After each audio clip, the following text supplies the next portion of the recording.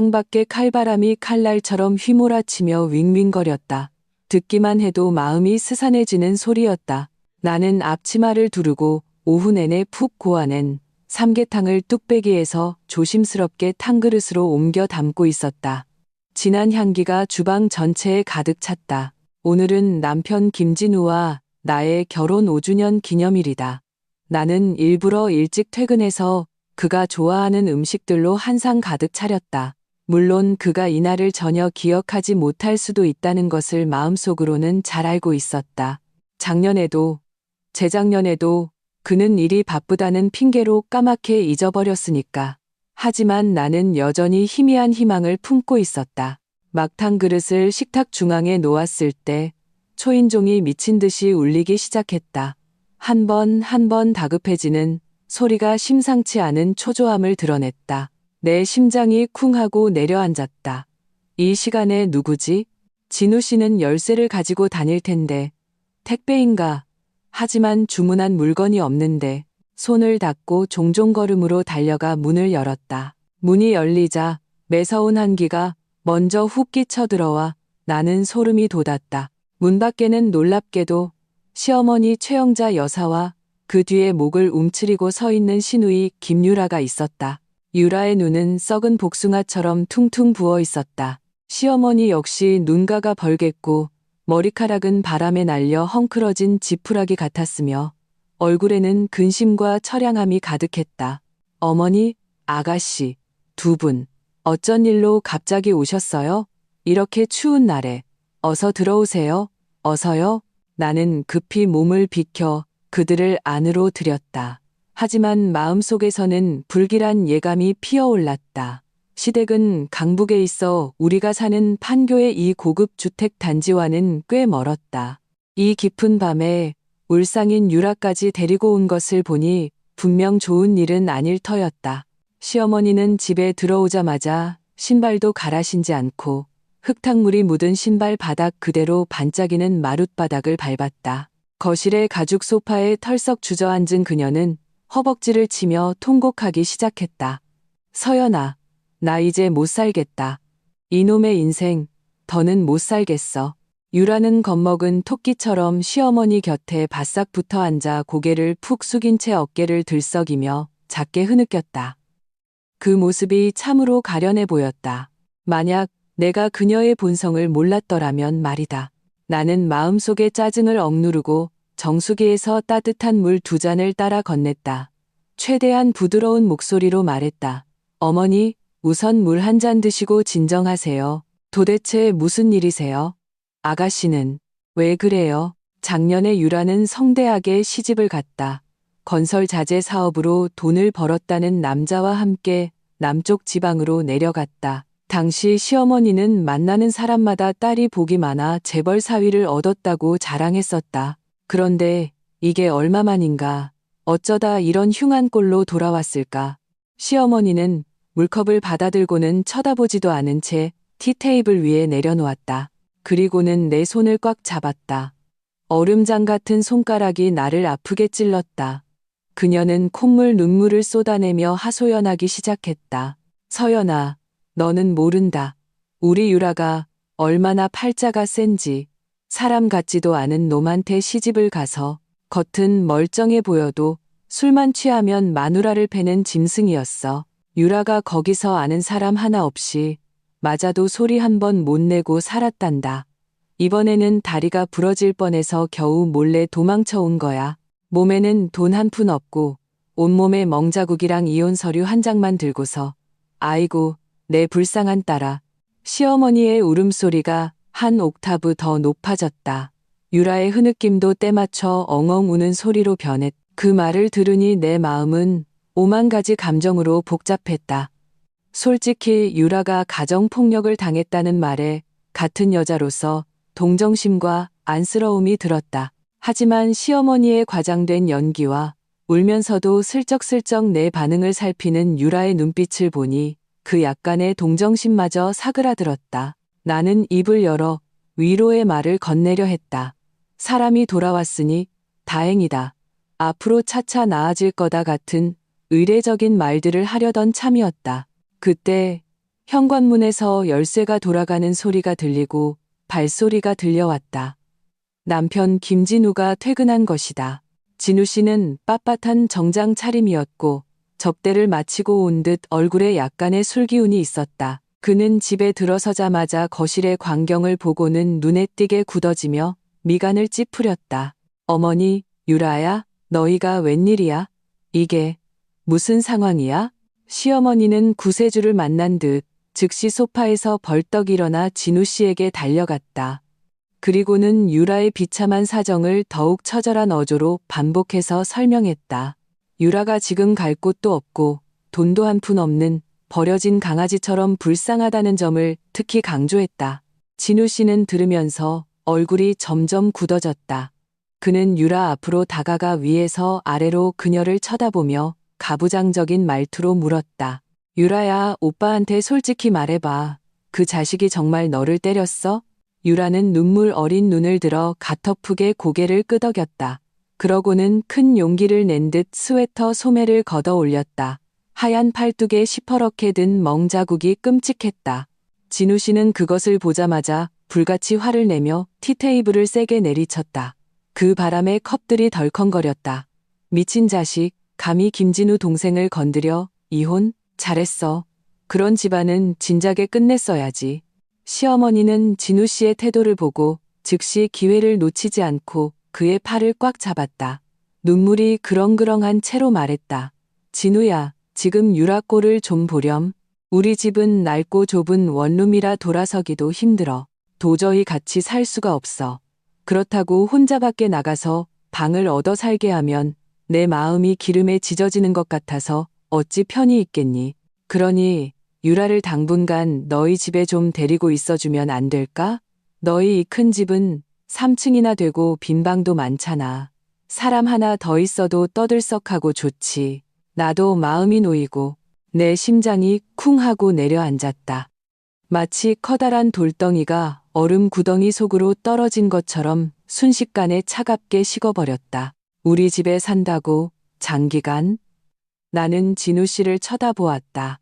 마음속에는 여전히 희미한 희망이 남아있었다. 오늘이 우리 결혼 기념일인 것을 생각해서라도 하다못해 예의상이라도 나와 상의해야 한다고 말해주길, 내 기분을 조금이라도 고려해주길 바랐다. 하지만 진우 씨는 나에게 눈길조차 주지 않고 곧장 큰 손을 휘저으며 의심의 여지가 없는 가장의 말투로 어머니에게 말했다. 네, 그러세요. 여기서 지내라고 하세요. 유라는 제 친동생이에요. 지금 어려움에 처했는데 오빠인 제가 돌보지 않으면 누가 돌보겠어요? 정말 길거리에 나앉게 할 수는 없잖아요. 그러고 나서야 그는 마침내 나라는 이 집의 여주인이 존재한다는 사실을 떠올린 듯 고개를 돌려 마치 가정부에게 지시하는 듯한 말투로 나에게 말했다. 박서연, 뭘 멍하니 서 있어. 어서 2층 남양 게스트룸 치워서 유라가 쓰게 해. 그 방이 햇볕도 잘 들고 따뜻하잖아. 시어머니는 마치 경극 배우가 가면을 바꾸듯 순식간에 흐렸던 얼굴을 폈다. 얼굴 가득 웃음을 머금고 연신 말했다. 그래, 그래. 역시 내 아들이 사리분별이 밝고 믿음직스러워. 유라야, 어서 오빠랑 새언니한테 고맙다고 해. 유라는 고개를 들어 눈물 젖은 눈으로 진우 씨와 나를 보며 모기 소리만 한 목소리로 말했다. 고마워, 오빠, 고마워요, 새언니. 나는 진우 씨의 당연하다는 듯한 태도, 마치 집에 가구 하나를 들여놓는 듯한 무심한 태도를 보았다. 시어머니의 계략이 성공한 후 감추지 못하는 기쁨을 보았다. 유라의 연약하고 무력해 보이는 모습 뒤, 눈 뒤에 스쳐 지나가는 안도의 빛을 보았다. 내 목구멍이 보이지 않는 손에 꽉 막힌 듯 가슴이 답답해서 한마디도 할 수 없었다. 식탁 위, 내가 정성껏 끓인 삼계탕은 여전히 먹음직스러운 향기를 풍기고 있었다. 촛대의 불꽃이 부드럽게 춤을 추고 있었다. 하지만 나는 이 화려한 거실이 창밖의 영하 15도 추위보다 더 뼛속까지 시리다고 느꼈다. 그들 세 사람은 몇 마디 말로 성인인 외부인이 내가 힘들게 가꾼 작은 집에 장기간 침입하는 것을 결정해버렸다. 심지어 단 한 사람도 형식적으로라도 나에게 서연 씨, 괜찮아요? 라고 물어봐 주지 않았다. 진우 씨의 어서 게스트룸 치워줘라는 말은 차가운 채찍이 되어 내 마음속 마지막 남은 가련한 환상을 산산조각냈다. 시어머니 최영자 여사는 즉시 환하게 웃었다. 방금 전까지 하늘이 무너져라 울던 노파는 다른 사람이 변장한 것만 같았다. 그녀는 다정하게 유라의 손을 잡고 제잘거렸다. 잘됐다, 잘됐어. 유라야, 어서 새언니 따라가서 방 구경하렴. 이제부터 여기가 내 집이야. 필요한 거나 부족한 거 있으면 뭐든지 새언니한테 말하고 사양하지 말고. 유라는 가대프게 일어서며 시선은 재빨리 내 얼굴을 훑었다. 그 안에는 의도적으로 만들어낸 가련함 외에 분명히 쉽게 알아차릴 수 없는 우월감과 도발이 섞여 있었다. 그녀는 작은 목소리로 말했다. 새언니, 번거롭게 해드려서 죄송해요. 나는 이 가족을 바라보았다. 진우 씨는 이미 아무 일 없다는 듯 정장 재킷을 벗어던지고 소파에 편안하게 몸을 파묻은 채 핸드폰으로 짧은 동영상들을 보기 시작했다. 게임 효과음이 요란하게 울려 퍼졌다. 시어머니는 내일 유라를 데리고 어느 백화점에 가서 무슨 브랜드의 패딩과 화장품을 사줄지 계획을 짜기 시작했다. 입으로는 우리 딸 고생했으니 이제 잘 보살펴줘야지라고 중얼거렸다. 그리고 이 집의 여주인인 나는 투명 인간 같았다. 아니, 생각이 필요 없는 임시로 부려먹는 하녀에 더 가까웠다. 정체 모를 분노와 거대한 서러움이 뒤섞여 머리끝까지 치솟았다. 하지만 나는 입술을 굳게 깨물고 목구멍까지 차오른 질문과 분노의 외침을 억지로 삼켰다. 지금 화를 내봤자 진우 씨의 당신은 왜 이렇게 비이성적이고 철이 없어? 라는 핀잔과 시어머니의 더 많은 눈물과 비난 외에는 아무것도 얻을 수 없을 것이다. 이 집에서 내 감정은 언제나 가장 중요하지 않은 것이었으니까. 나는 마음속의 경랑을 억누르고 말없이 돌아서 1층 게스트룸으로 향했다. 이 방은 채광이 가장 좋고 독립된 화장실도 딸려 있었다. 원래는 가끔 오는 중요한 손님을 위해 혹은 마음속으로 언젠가 아이가 생기면 유모가 편하게 돌볼 수 있도록 남겨둔 방이었다. 이제는 막 이혼하고 겉보기엔 한없이 연약하지만 어쩌면 큰 골칫거리가 될지도 모를 신우이에게 먼저 내주게 되었다. 나는 옷장 문을 열고 햇볕 냄새가 나는 깨끗한 침대 시트와 이불 커버를 꺼내 기계적으로 침대를 정리했다. 동작은 다소 뻣뻣했고 손가락은 차가웠다. 유라는 내 뒤를 따라오며 마치 자신의 영토를 시찰하듯 여기저기를 만져보고 둘러보았다. 입으로는 감탄사를 연발했다.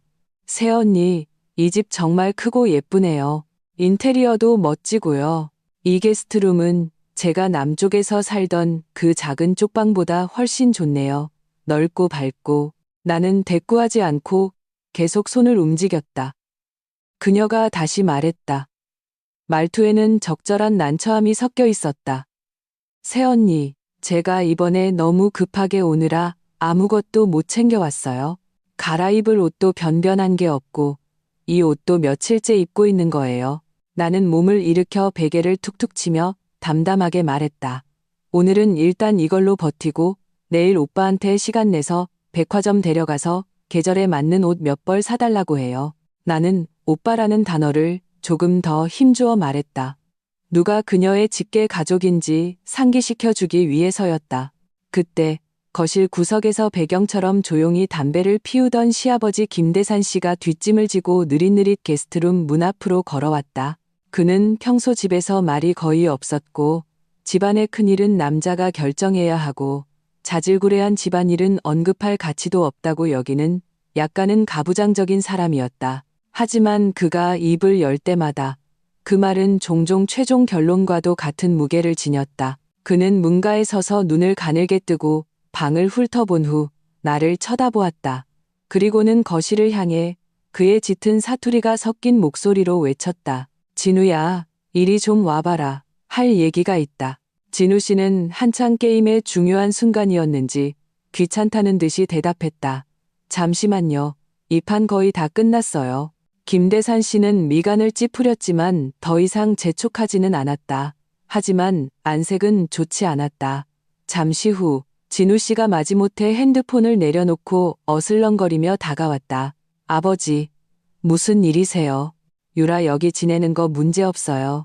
서연 씨가 알아서 잘 챙겨줄 거예요. 그의 말투는 마치 이것이 아주 사소한 일인 양 가벼웠다. 김대산 씨는 헛기침을 한 번 하고 나와 진우 씨 사이를 오가며 시선을 던졌다. 그리고는 의심의 여지가 없는 말투로 느릿느릿 말했다. 유라가 여기서 지내는데 공짜로 먹고 잘 수는 없지. 걔가 막 그런 텅진 일을 겪어서 마음도 안 좋고 몸도 허하니 잘 먹고 잘 쉬어야 한다. 진우야, 서연아, 너희가 오빠고 새언니니까 많이 이해하고 유라를 잘 보살펴야지. 그는 잠시 말을 멈추고 우리의 반응을 살피는 듯 했다. 그러고는 거친 5손가락을 내 앞에서 흔들며 한 글자 한 글자 힘주어 말했다. 이렇게 하자. 다음 달부터 서연이 네가 매달 500만 원씩 내놓거라. 그 돈은 유라 생활비, 보양식값, 그리고 용돈으로 해서 마음 편히 여기서 몸조리할 수 있게 해줘. 그래야 걔도 공짜로 얻어먹는다는 생각에 마음 불편하지 않을 게다. 500만 원? 나는 내 귀를 의심했다. 한 달에 500만 원. 나보다 어리고 팔다리 멀쩡하고 완벽하게 노동 능력이 있는 성인 시누이를 부양하기 위해서 이 집의 주택담보대출과 관리비, 공과금을 합쳐도 한 달에 300만 원이 조금 넘는데 나는 고개를 돌려 진우 씨를 쳐다보았다. 심장이 쿵쾅거렸고 피가 얼굴로 쏠렸다. 진우 씨도 잠시 당황한 듯 얼굴에 놀란 기색이 스쳤다. 하지만 그것은 정말 찰나의 순간이었다. 그는 아버지의 엄한 표정과 어머니의 간절한 눈빛, 그리고 저는 어떻게든 따르겠습니다 하는 순종적인 유라의 모습을 훑어보더니 뜻밖에도 고개를 끄덕였다. 그리고 아버지에게 말했다. 아버지 말씀이 맞아요. 유라가 돈 걱정 없이 편하게 지내게 해야죠. 그러고 나서야 그는 돈을 내야 할 사람인 나를 떠올린 듯 고개를 돌려 아주 당연하고 가벼운 마치 저녁에 반찬 하나 더 추가하자는 듯한 말투로 나에게 말했다. 서연 씨, 당신 아직 예금이랑 재테크 해놓은 돈 꽤 있잖아. 일단 그거 먼저 꺼내서 써. 유라가 이 어려운 시기 잘 넘기도록 돕는 셈치고 나중에 걔가 괜찮아져서 취직하거나 아니면 내가 연말 보너스 받으면 그때 채워줄게. 내 피가 순식간에 차갑게 식었다가 다시 맹렬하게 타올랐다. 그들 부자는 이렇게 한마디씩 주고받으며 내가 무료로 거처를 제공할 뿐만 아니라 매달 500만 원이라는 거액을 내어 그 소위 불쌍한 여동생을 부양해야 한다고 가볍게 결정해버렸다. 심지어 단 한 사람도 나에게 괜찮은지, 원하는지, 어려운 점은 없는지 물어보지 않았다. 나는 이 집에서 도대체 무엇인가? 움직이는 현금 인출기? 아니면 아무 의견 없이 마음대로 처분해도 되는 부속품? 시어머니도 즉시 다가와 얼굴 가득 웃음을 지으며 거들었다. 말의 뉘앙스는 온통 거드는 내용이었다. 맞아. 역시 영감님이 생각이 깊어. 서연아, 그냥 내 동생 돕는다 생각하렴. 나중에 걔가 잘되고 출세하면 새언니 은혜 절대 잊지 않을 거야. 우린 한 가족인데 남남처럼 굴지 말자고. 유라는 옆에 서서 고개를 숙이고 손가락으로 옷자락을 만지작거렸다. 미안해하면서도 은근히 기대하는 듯한 표정으로 작은 목소리로 말했다. 오빠, 새언니, 이건 너무 많아요. 전 필요 없어요. 많긴 뭐가 많아. 진우 씨가 손을 크게 휘저었다. 너는 그냥 마음 편히 지내면서 몸이나 잘 챙겨. 돈 문제는 신경 쓸 거 없어. 나는 눈앞에 내 얼굴을 보았다. 시아버지 김대산의 독단적인 계산, 남편 김진우의 무심한 이기심, 시어머니 최영자의 뻔뻔함, 시누이 김유라의 위선적인 연약함, 그동안 쌓여왔던 모든 서러움, 분노, 차가움, 그리고 실망이 이 순간 기이하게도 평온해졌다.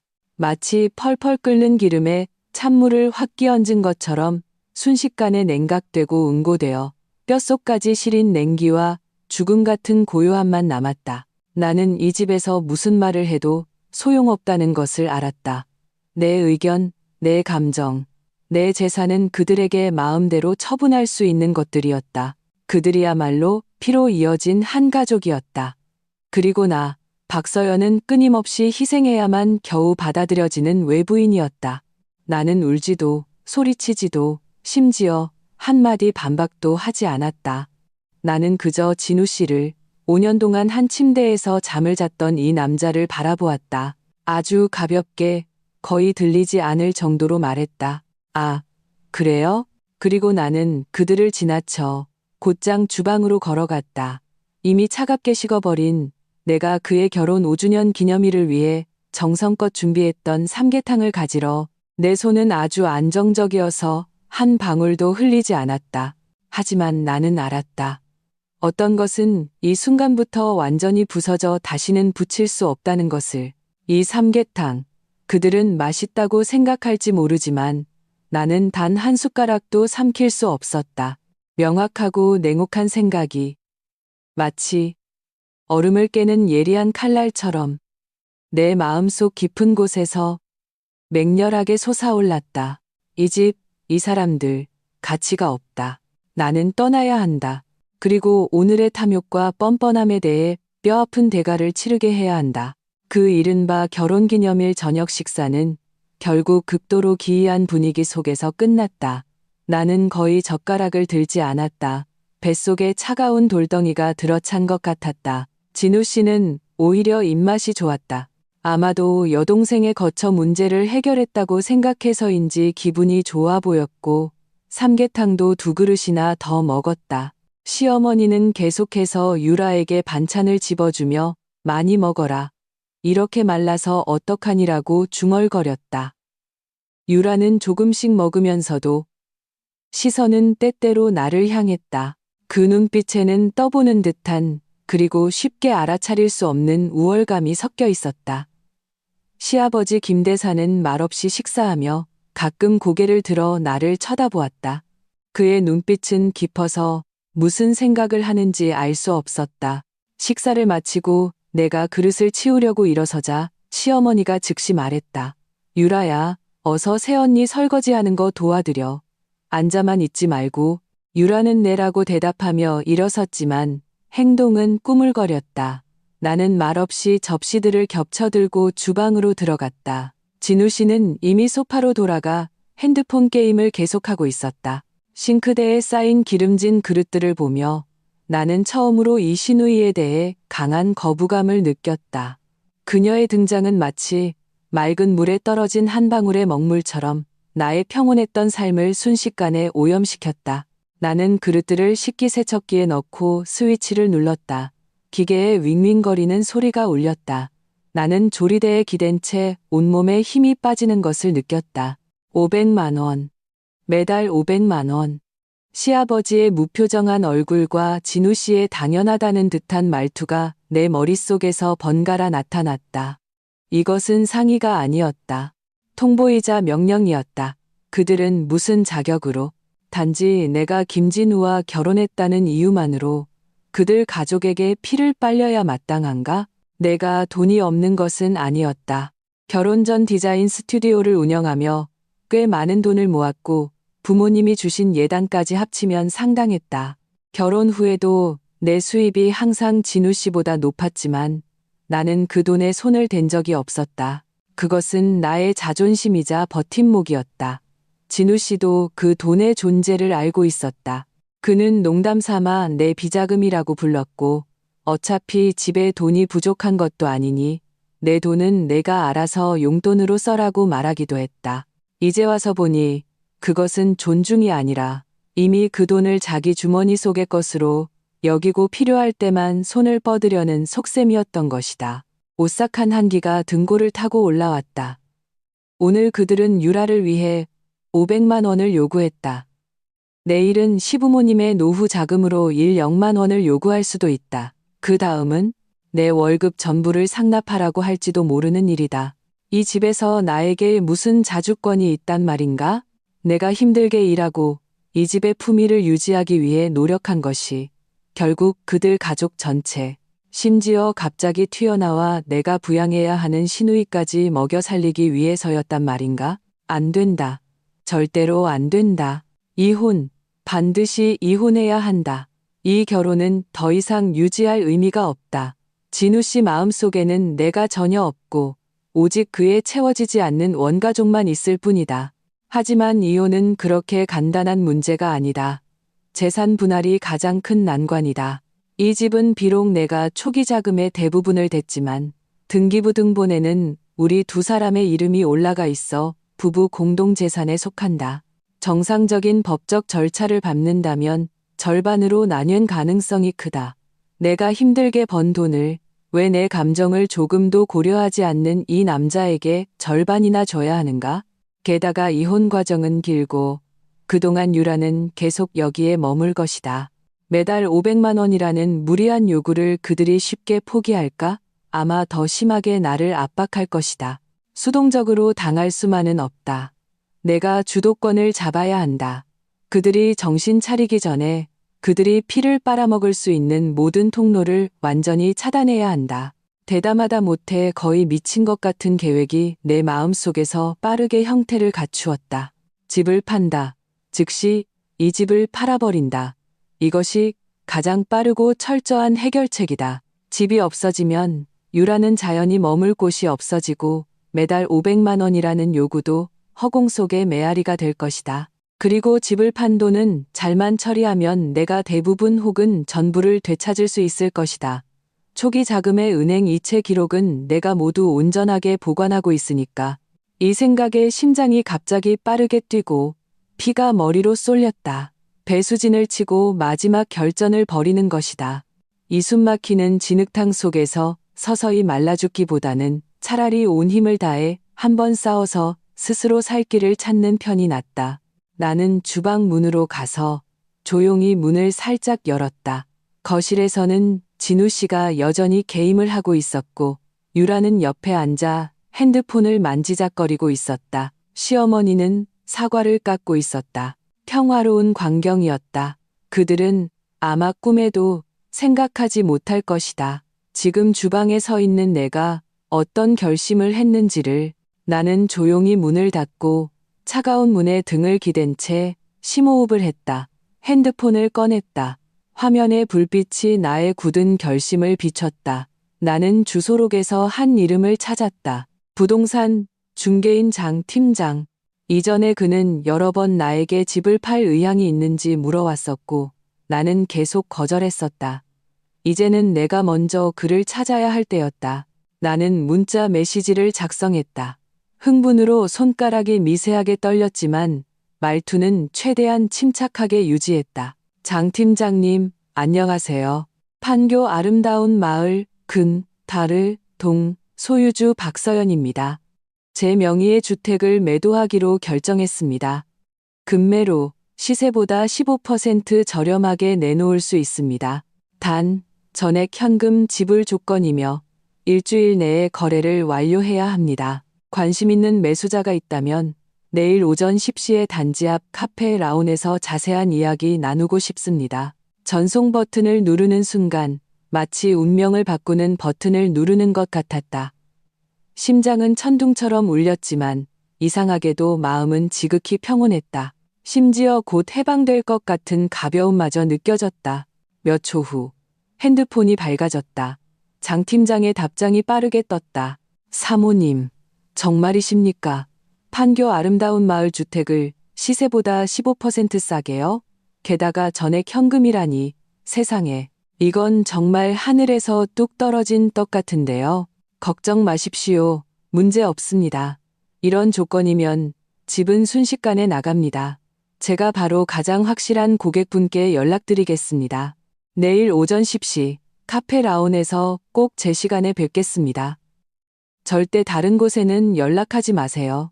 흥분과 믿을 수 없다는 감정이 가득 담긴 이 답장을 보고 나는 계획이 이미 시작되었음을 알았다. 김진우, 그리고 당신 가족들.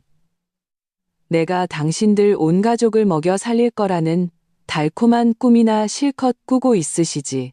하지만 곧 그 꿈에서 깨어나게 될 것이다.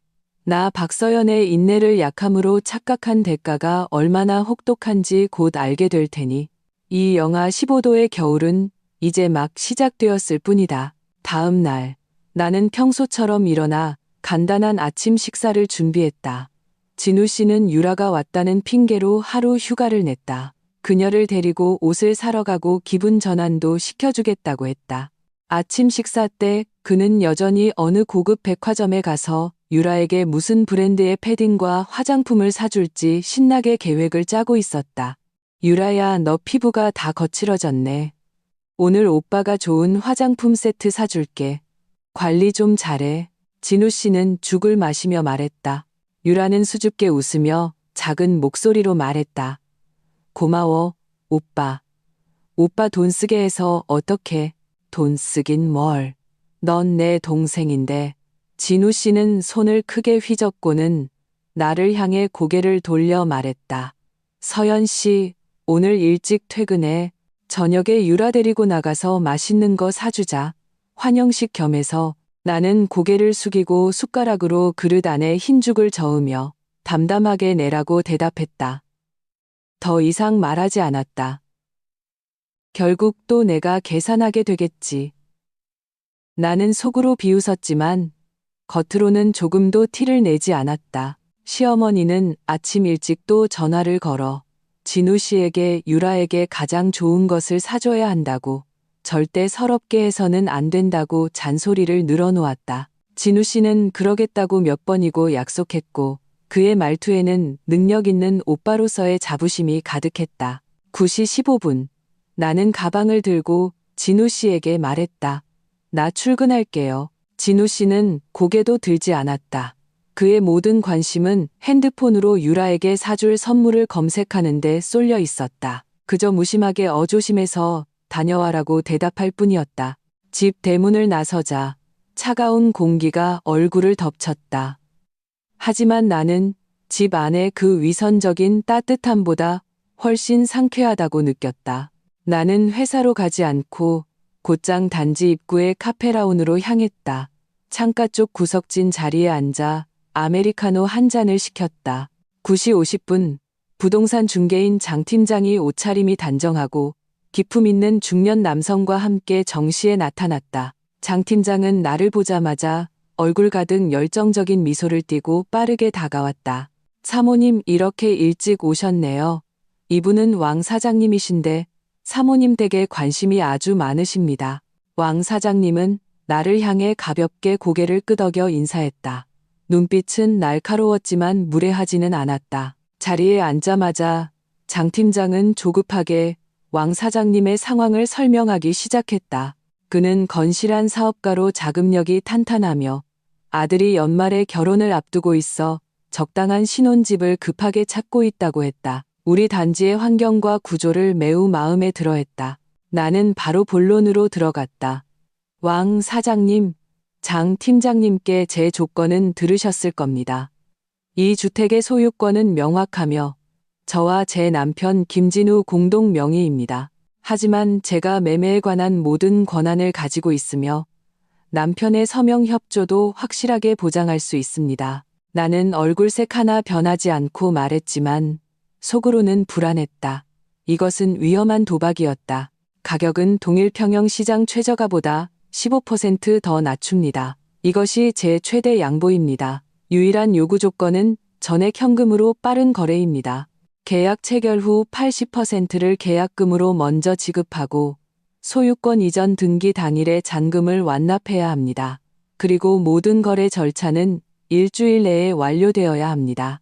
왕 사장님은 조용히 들으며 손가락으로 테이블을 가볍게 두드렸다. 저울질하는 듯 했다. 그가 장 팀장을 쳐다보자 장 팀장은 재빨리 보증했다. 왕 사장님, 이 집은 정말 줍는 가격입니다. 급전이 필요하지 않으셨다면 절대 이 가격에 내놓지 않으셨을 거예요. 그리고 사모님은 진심으로 파시는 거라 절차에 최대한 협조해 주실 겁니다. 왕 사장님은 잠시 생각에 잠겼다가 시선을 내 얼굴에 고정하고 천천히 입을 열었다. 가격은 확실히 매력적이군요. 일주일 내 등기 이전은 시간이 좀 촉박하지만 불가능한 건 아니죠. 제가 유일하게 요구하는 것은 소유권이 반드시 깨끗해야 하고 어떤 후속 분쟁도 없어야 한다는 점입니다. 그의 눈빛은 심사하는 듯 내 마음속의 불안을 꿰뚫어 보는 것 같았다. 나는 그가 진우 씨 쪽의 태도를 걱정하고 있다는 것을 알았다. 나는 심호흡을 하고 가방에서 미리 준비해 온 서류들을 꺼냈다. 혼인관계증명서 사본, 등기권리증 사본, 그리고 내가 어젯밤 밤을 새워 준비한 김진우의 이름이 서명된 위임장이었다. 나는 진우 씨의 필체를 아주 비슷하게 흉내냈지만 어쨌든 가짜였기에 마음이 조마조마했다. 왕 사장님 보시죠. 이것은 저희 혼인관계 증명서와 등기권리증입니다. 이 서류는 제 남편이 서명한 위임장입니다. 남편이 업무상 최근 해외 출장을 가야 해서 주택 매매에 관한 모든 사항을 저에게 위임했습니다. 나는 서류를 그에게 밀어주며 최대한 평정을 유지하려 애썼다. 걱정 마십시오. 만약 제 남편의 문제로 거래가 무산될 경우 제가 개인적으로 계약금의 2배를 반환하겠다고 서면으로 약속할 수 있습니다. 장 팀장도 옆에서 거들었다. 왕 사장님, 박 사모님은 저희 부동산의 오랜 고객이셔서 신용은 절대 문제 없습니다.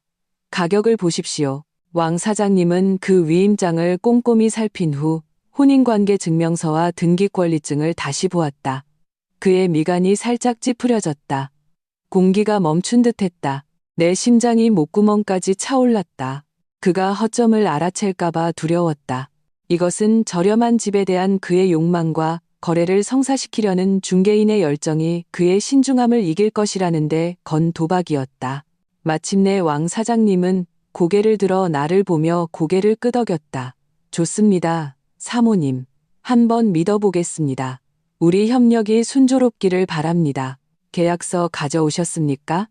지금 바로 서명할 수 있습니다. 나는 남몰래 안도의 한숨을 쉬었다. 등에서는 식은땀이 흘렀다.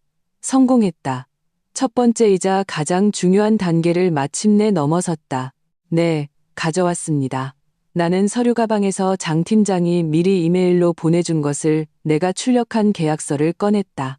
양측은 꼼꼼히 검토한 후 계약서에 서명했다. 내가 박서연이라는 2글자를 서명할 때 마치 자유로 향하는 계약서에 서명하는 기분이었다. 계약서 서명을 마치자 왕 사장님은 그 자리에서 재무팀에 전화해 송금을 지시했다. 30분도 채 되지 않아 내 핸드폰에 은행 문자 알림이 도착했다. 거액의 계약금이 내가 결혼 전에 개설했고 진우 씨는 모르는 개인 계좌로 입금되었다. 화면에 찍힌 긴 숫자를 보며 내내 불안했던 마음이 마침내 제자리를 찾았다. 이 돈이 있으니 내 계획은 튼튼한 기반을 갖게 된 것이다. 사모님, 그럼 서둘러서 후속 절차를 진행하죠. 내일 오전 9시에 등기소 앞에서 뵙겠습니다. 먼저 소유권 이전 등기 신청부터 제출하죠. 장 팀장이 흥분해서 말했다. 네, 내일 뵙겠습니다. 나는 일어나 왕 사장님, 장 팀장과 악수를 했다. 카페를 나서자 햇살이 몸 위로 쏟아졌다. 여전히 추웠지만 나는 오랜만에 따스함을 느꼈다. 김진우, 당신들은 아직도 내가 당신들 온 가족을 먹여 살릴 거라는 꿈을 꾸고 있겠지. 안타깝지만 그 꿈에서 깨어날 시간이다. 앞으로 며칠이 운명을 결정하는 중요한 시간이 될 것이다. 나는 조금도 긴장을 늦출 수 없다. 우선 이번 주 안에 등기 권리증 원본과 진우 씨의 신분증을 손에 넣을 완벽한 핑계를 찾아야 한다. 이것은 치밀한 계획과 약간의 운이 필요하다.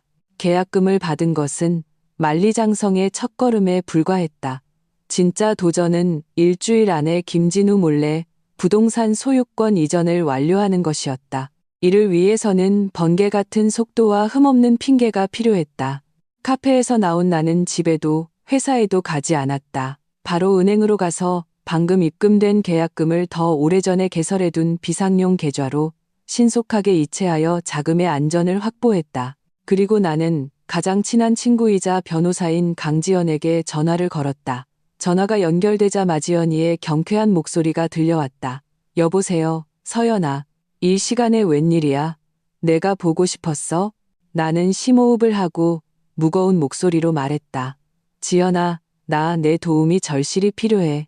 내 전 재산과 인생이 걸린 큰일이야. 지현이는 즉시 내 목소리가 심상치 않다는 것을 알아차리고 진지한 목소리로 물었다. 무슨 일이야? 김진우가 너한테 무슨 짓 했어? 무슨 짓보다 더 심각해. 나는 조용한 구석을 찾아 어제부터 오늘까지 있었던 일을 간략하게 설명했다. 시부모님과 시누이의 파렴치한 요구, 진우 씨의 냉담함, 그리고 내가 단호하게 집을 팔기로 결정하고 방금 계약서에 서명한 것까지. 전화기 저편에서 지연이는 거의 30초 동안 침묵했다. 그러고 나서 경악에 찬 목소리로 외쳤다. 박서연, 너 미쳤어? 집을 팔아? 김진우 몰래? 위임장까지 위조했다고? 이건 너무 위험해. 만약 김진우가 알게 되거나 그 왕 사장이라는 사람이 마음을 바꿔서 문제 삼으면 너 정말 불리해져. 위험한 거 알아. 나는 그녀의 말을 끊고 배수진을 친 듯 결연한 어조로 말했다. 하지만 나한테 다른 선택지가 없었어. 지연아, 너는 그 집안 사람들 얼굴을 몰라. 내 뼈까지 발라먹을 기세였다고. 내가 이 방법을 쓰지 않았으면 나는 그들에게 조금씩 잠식당해 죽어갔을 거야. 앉아서 당하느니 차라리 죽기 살기로 싸워보는 게 나아. 나 좀 도와줄 거지? 지현이는 다시 몇 초간 침묵하더니 한숨을 쉬었다. 그리고 그녀의 목소리는 단호해졌다. 도와줘야지. 당연히 도와주지. 넌 내 가장 친한 친구잖아. 난 그냥 네가 걱정돼서 그래. 이왕 이렇게 된 거 우리가 이걸 완벽하게 마무리해서 네가 겪을 위험을 최소화할 방법을 찾아야지. 마음이 따뜻해졌다. 결정적인 순간에는 역시 친구밖에 없다. 고마워, 지연아.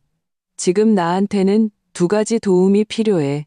첫째, 법적으로 내가 나 자신을 최대한 보호할 방법, 특히 재산 분할에서. 둘째, 실질적으로 김진우 몰래 등기 권리증이랑 그의 신분증 원본을 손에 넣어서 등기 이전을 마칠 방법. 좋아, 서두르지 말고 하나씩 해결하자. 지연이는 변호사의 전문적인 냉정함을 되찾았다. 우선 증거. 넌 지금 당장 모든 증거를 수집하기 시작해야 해. 이 집의 초기 자금 대부분이 내 결혼 전 재산에서 나왔다는 걸 증명할 증거. 은행 계좌 이체 내역이 핵심이야. 그리고 결혼 후 내 수입이 김진우보다 높았고 대부분의 생활비를 네가 부담했다는 증거. 또 그들이 너한테 시누이 부양을 강요했다는 증거도. 어제 대화 녹음했어? 아니, 그때는 너무 화가 나서 머리가 멍했어. 생각도 못했어. 괜찮아. 지금부터 김진우나 그 가족들과의 중요한 대화는 무조건 녹음할 방법을 찾아. 카카오톡 대화 내용도 캡처해서 저장해둬. 이런 것들이 네가 재산을 악의적으로 침해당하는 것을 막기 위해 집을 팔았다는 정당성을 입증해 줄 거고 법정에서 너한테 유리하게 작용할 거야. 지연이는 빠르게 말했다. 그리고 등기권리증이랑 신분증 말인데 등기권리증은 보통 어디에 둬? 내 서재 서랍에. 잠가두고 열쇠는 내가 가지고 있어. 진우 씨는 평소에 그런 거 신경 안 써. 좋아, 그건 다행이네. 기회를 봐서 꺼내. 문제는 김진우 신분증이야. 평소에 몸에 지니고 다녀? 보통 지갑에 넣어둬. 근데 가끔 집에 오면 현관이나 침실 협탁에 아무렇게나 던져놓기도 해. 넌 그가 확실히 집에 없고 유라도 내 행동을 주시하기 어려운 시간을 노려야 해. 신속하게 신분증을 꺼내서 복사하거나 제일 좋은 건 사진을 찍는 거야. 그리고 최대한 빨리 원래 자리에 그대로 둬. 지연이가 분석했다. 기회는 네가 직접 만들고 잡아야 해. 예를 들어 내일 등기소에 신청서 제출할 때는 원본이 필요 없을 수도 있어. 사본으로도 가능할 수 있다고. 하지만 등기 이전 당일에는 반드시 원본이 필요해. 그를 한동안 집 밖으로 내보낼 핑계를 잘 생각해 둬야 해. 아니면 그가 출근한 시간차를 이용하거나 지현이와의 통화를 마치고 나니 마음이 한결 놓였다. 그녀는 증거가 충분하고 주택 구매 자금의 주된 출처가 내 개인 재산이라는 것이 증명되면 혼인 기간 중에 판매했더라도 내가 매매 대금의 대부분을 되찾을 가능성이 매우 높다고 말했다. 이것은 나에게 큰 자신감을 주었다. 오후에 나는 회사의 긴급 프로젝트 문제로 야근해야 한다는 핑계를 대고 그 숨막히는 집으로 돌아가지 않았다. 변호사 사무실로 가서 지연이와 직접 만나 발생할 수 있는 모든 법적 문제와 대응 전략을 상세하게 검토했다. 동시에 나는 미친 듯이 각종 증거를 수집하고 정리하기 시작했다. 모바일 뱅킹에 남아있는 몇 년 전의 초기 자금 이체 기록, 결혼 전 거액 예금 증명서, 부모님이 증여해주신 은행 거래 내역, 결혼 후 내급여 명세서와 가정의 주요 지출 기록 등 하나하나가 모두 이 가정에 대한 나의 막대한 기여와 김진우와 그 가족의 탐욕을 명확하게 증명하고 있었다. 밤에 나는 일부러 늦게까지 야근하고 집에 돌아갔다. 진우 씨는 이미 잠들었고 유라도 아마 게스트룸에서 쉬고 있을 것이다. 집은 조용했다. 나는 살금살금 서재로 들어가 잠긴 서랍을 열었다. 등기권리증이 조용히 그 안에 있었다. 나는 그것을 꺼내 서류 가방 안쪽 주머니에 조심스럽게 넣었다. 그리고 침실로 가서 핸드폰의 희미한 불빛에 의지해 보니 진우 씨의 지갑이 예상대로 침실 협탁 위에 아무렇게나 던져져 있었다. 심장이 빠르게 뛰었다. 조심스럽게 지갑을 열자 신분증이 카드칸에 꽂혀 있었다. 나는 신속하게 그것을 꺼내 핸드폰으로 앞뒷면을 선명하게 촬영했다. 그러고 나서 다시 조심스럽게 원래 자리에 그가 놓았던 각도와 똑같이 맞춰 넣었다. 이 모든 것을 마치고 나는 벽에 기댄 채 길게 숨을 내쉬었다. 첫 단계가 완료되었다. 내일은 힘든 싸움이 될 것이다. 다음 날 나는 일찍 일어나 평소처럼 아침 식사를 준비했다. 진우 씨는 출근하지 않기 때문에 조금 늦게 일어났다. 내가 이미 주방에 있는 것을 보고는 조금 놀란 듯했다. 오늘 왜 이렇게 일찍 일어났어? 나는 계란 프라이를 부치며 평온하게 말했다. 응, 오늘 프로젝트 중요한 기획안 마감이라 일찍 회사에 가봐야 해. 진우 씨는 하품을 하며 더 이상 묻지 않았다. 유라도 일어났다. 내 낡은 잠옷을 입고 있었다. 그녀의 짐은 아직 도착하지 않았다. 그녀는 가니프게 나에게 인사했다. 새언니, 좋은 아침이에요. 나는 고개를 끄덕이고는 아무 말도 하지 않았다. 식탁의 분위기는 다소 미묘했다. 진우 씨는 무슨 말이라도 하려는 듯 유라에게 말했다. 유라야, 오늘 오빠가 먼저 휴대폰 유심칩부터 만들어주고 은행 카드도 재발급받자. 그러고 나서 백화점 가자. 고마워 오빠. 유라가 작은 목소리로 말했다. 나는 빠르게 아침 식사를 마치고 서류 가방을 들었다. 나 먼저 갈게. 진우 씨는 고개도 들지 않았다. 집을 나서 나는 바로 택시를 타고 등기소로 향했다. 중개인 장 팀장과 매수인 왕 사장님이 이미 입구에서 기다리고 있었다. 나를 보자 장 팀장이 다가왔다. 사모님, 서류는 다 챙겨오셨죠? 네, 다 가져왔어요. 나는 등기권리증 사본, 신분증 사본, 혼인관계증명서 사본, 그리고 그 위임장을 꺼냈다. 등기 이전 신청에는 원본 확인이 필요하지만 신청서 제출 시에는 사본으로도 가능했다. 직원이 서류를 꼼꼼히 확인하는 동안 내 심장은 목구멍까지 차올랐다. 특히 그 위임장을 볼 때는 더욱 그랬다. 다행히 직원은 그저 관례적으로 훑어볼 뿐 필체의 진위 여부를 깊이 파고들지는 않았다. 아마 장 팀장이 미리 손을 써뒀거나 혹은 이런 부부 일방 대리 신청이 드물지 않기 때문일 수도 있다. 절차는 비교적 순조롭게 진행되었다. 신청서 제출, 관련 세금 납부까지 거의 오전 내내 걸렸다. 자, 사모님, 왕 사장님, 신청서는 제출되었습니다. 이게 접수증입니다. 정상적으로 처리되면 3영업일 내에 심사가 완료될 겁니다.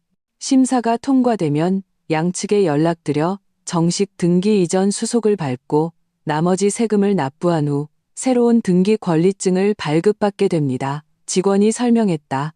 3영업일이요. 그럼 늦어도 금요일에는 마무리되겠군요. 왕 사장님이 확인했다. 네, 순조롭게 진행된다면요.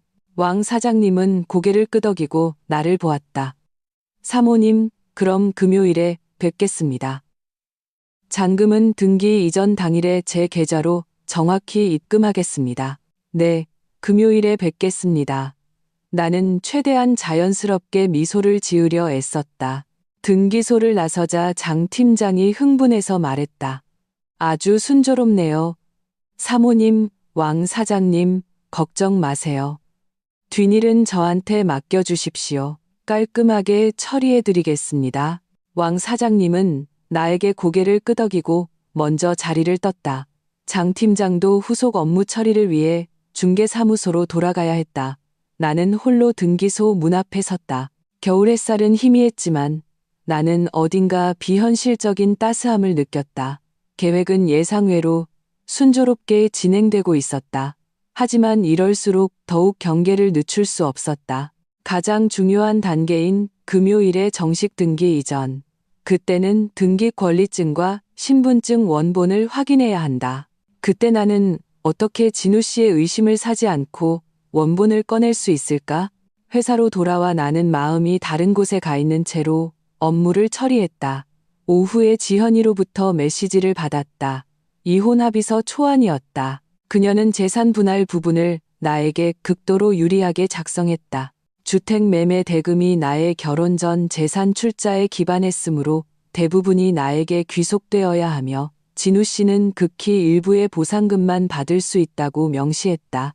동시에 합의서에는 진우 씨와 그 가족이 부부 공동 재산을 침해하려 한 의도에 대한 비난이 암시적으로 담겨 있었다. 문구는 엄격하고 위압적이었다. 이 합의서를 보며 나는 마치 승리의 서광을 보는 듯했다. 하지만 나는 진짜 싸움은 금요일 등기 이전 이후에야 본격적으로 시작될 것이라는 것을 알고 있었다. 진우 씨와 그 가족은 결코 나를 쉽게 놓아주지 않을 것이다. 나는 만반의 준비를 해야 했다. 밤에 나는 9시가 넘어 집에 돌아왔다. 진우 씨와 유라는 거실에서 시끄러운 예능 프로그램을 보고 있었다. 나를 보자 진우 씨가 미간을 찌푸렸다. 왜 또 이렇게 늦었어? 밥은 먹었고? 먹었어요. 나는 신발을 갈아 신고 2층으로 올라가려 했다. 박서연. 진우 씨가 나를 불러 세웠다. 그의 말투에는 불만이 섞여 있었다. 유라가 온 지 며칠 됐는데 넌 매일 아침 일찍 나가서 밤늦게 들어오고 말 한마디가 없어. 내 시누이잖아. 좀 더 신경 써주고 환경에 익숙해지도록 도와줘야 할 거 아니야. 나는 걸음을 멈추고 돌아서서 진우 씨를 그리고 순진한 표정의 유라를 보았다. 평온하게 말했다. 나 요즘 일이 바쁜 거 당신도 알잖아요. 그리고 당신이라는 친오빠가 있는데 내가 뭘 더 신경 쓸 필요가 있겠어요? 유라, 무슨 일 있으면 당신한테 말하면 되죠. 진우 씨는 내 말에 할 말을 잃고 얼굴이 굳어졌다. 그게 무슨 말이야? 우린 한 가족이잖아. 한 가족. 나는 나지막이 되뇌었다. 입가에 비웃음이 걸렸다. 더 이상 아무 말도 하지 않고 돌아서서 계단으로 올라갔다. 등 뒤에서 진우 씨가 목소리를 낮춰 유라에게 설명하는 소리가 들렸다. 네, 새언니 성격이 원래 저래. 일 때문에 스트레스가 많아서 그래. 마음에 담아두지 마. 침실에 들어가 문을 닫고 아래층의 소음을 차단했다. 한 가족이라니. 정말이지. 천하의 웃기는 소리다. 나는 핸드폰을 꺼내 달력에 동그라미 쳐진 금요일을 보았다. 그날은 이 거짓된 가족의 마지막 심판일이 될 것이다. 금요일이 마침내 왔다. 그날 아침 나는 유난히 일찍 잠에서 깼다. 창밖은 아직 칠흑같이 어두웠다. 심장이 가슴속에서 힘차게 뛰고 있었다. 긴장해서가 아니라 마치 결전의 장으로 나아가는 결연함과 은밀한 흥분 때문이었다. 나는 조용히 일어나 씻고 옷장 깊숙한 곳에서 활동하기 편한 바지 정장을 꺼내 입었다. 진우 씨는 아직 깊이 잠들어 가볍게 코를 골고 있었다. 나는 그의 무방비한 옆모습을 보며 마음속 마지막 남은 미약한 연민마저 사라지는 것을 느꼈다.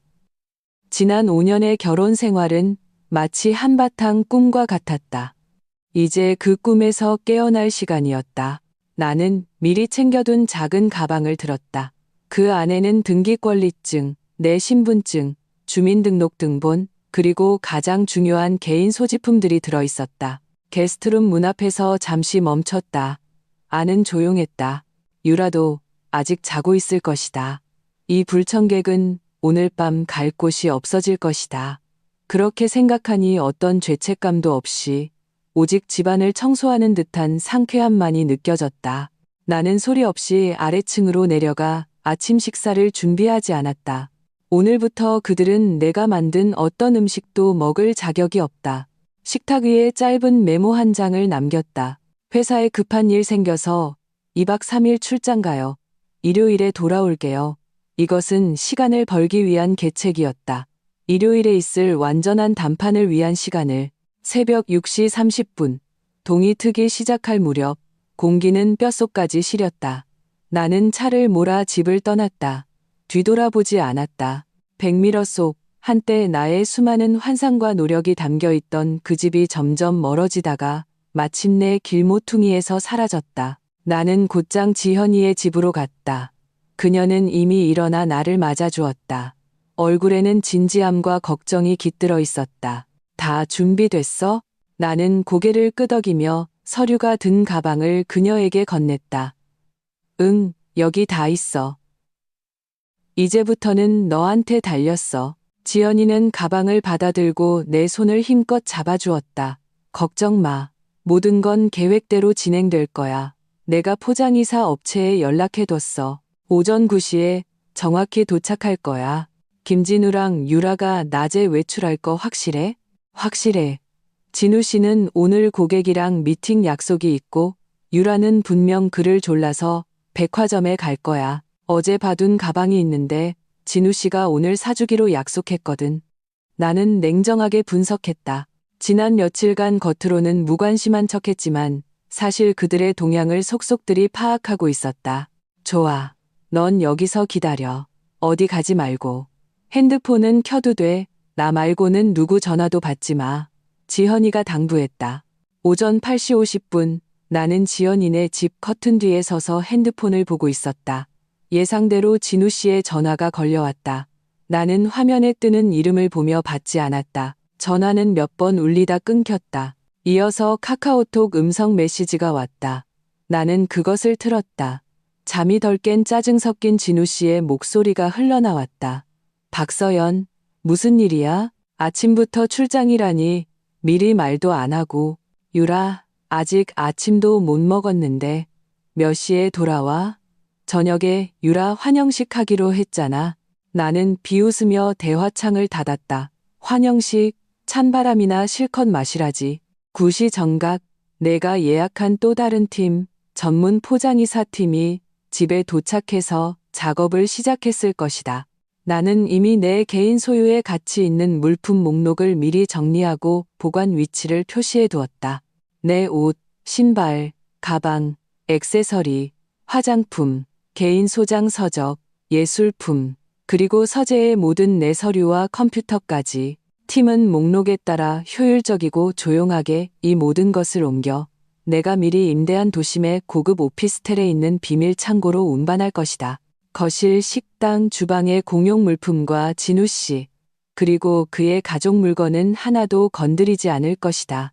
기다리는 시간은 유난히 길게 느껴졌다.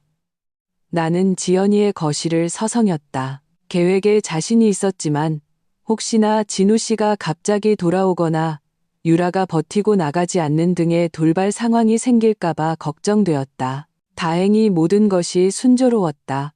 정오 12시경 이사팀 책임자에게서 메시지가 왔다.